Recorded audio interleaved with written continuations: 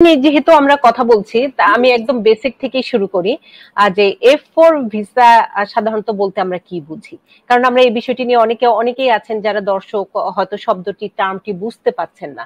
সেহেতু আমি অ্যাটর্নি রুমা আপনার কাছে একটু জেনে নিতে চাই। কারণ আমার অনুষ্ঠান মানে একদম আমি বেসিক থেকে সাধারণত একটু তথ্যগুলো দেওয়ার চেষ্টা করি।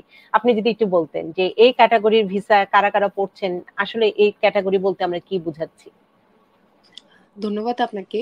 আ এই F4 ক্যাটেগরি বলতে আমরা তার আগে আমি একটু বলে দিই। হুম, আমরা যখন অ্যাপ্লিকেশন গুলা যখন আ ইউএসএ যখন কারো রিলেটিভ থাকেন, এই রিলেটিভরা চাইলে কিছু কোয়ালিফাইড রিলেটিভদের জন্য অ্যাপ্লিকেশন করতে পারেন। যেমন হুম, হুম। বাবা-মা থাকলে বাবা-মা ছেলে-মেয়েদের জন্য অ্যাপ্লিকেশন করতে পারে।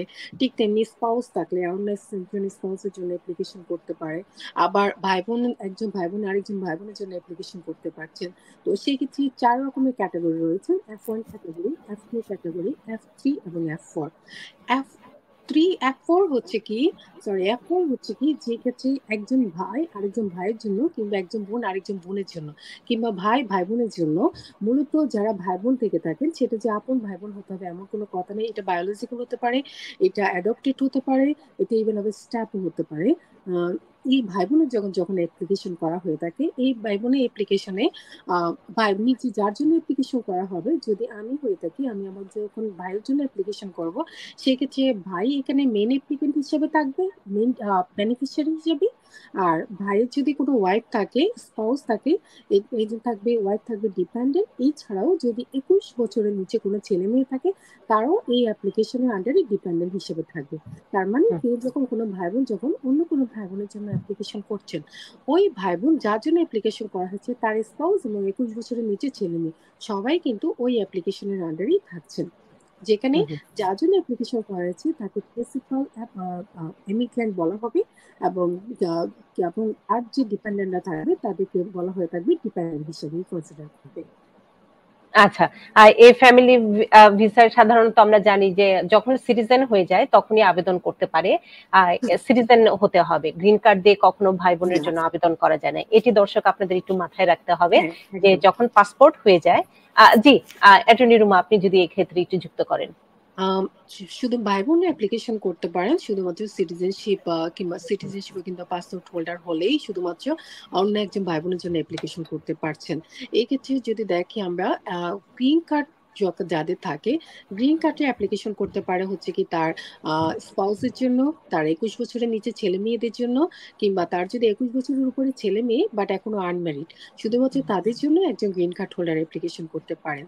বাট ভাই-বোনের জন্য যদি অ্যাপ্লিকেশন করতে হয় তাহলে অবশ্যই সিটিজেন হতে হবে এবং বাবা-মার জন্য যদি অ্যাপ্লিকেশন করতে চায় তাহলে সেক্ষেত্রেও তাকে সিটিজেন হতে হবে। সিটিজেন ছাড়া বাবা-মার জন্য এবং ভাই-বোনের জন্য অ্যাপ্লিকেশন করা যায় না।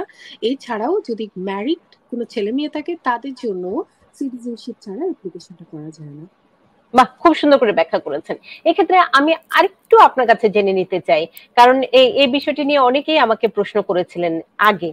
সেটি হচ্ছে আমরা ওথ নেয়ার পরপরই কি আ অ্যাপ আ মানে আমার ভাই-বোনের জন্য আবেদন করে ফেলতে পারবো? পাসপোর্টটি হয়তো আমার হাতে আসেনি। আমি ওথ নিয়েছি সিটিজেন।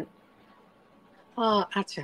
আ সো এই ক্ষেত্রে একটু আ বিষয়টা একটু ডিফারেন্ট। সেটা হচ্ছে কি যখন আপনি সিটিজেনশিপ এর পরীক্ষাটা দিবেন, সিটিজেনশিপ এর পরীক্ষার পরে যদি আপনি পাস করে থাকেন, তাহলে সেক্ষেত্রে তাকে একটা নোটিস দেওয়া হয়ে থাকে সাথে হু, হু। যে কি আপনি পাস করেছেন পরীক্ষায় এবং আপনাকে আপনার যে শপথ নেওয়ার জন্য যে ডেটটা, সে ডেটটা আপনাকে জানিয়ে দেওয়া হবে পরবর্তী লেটারের মাধ্যমে।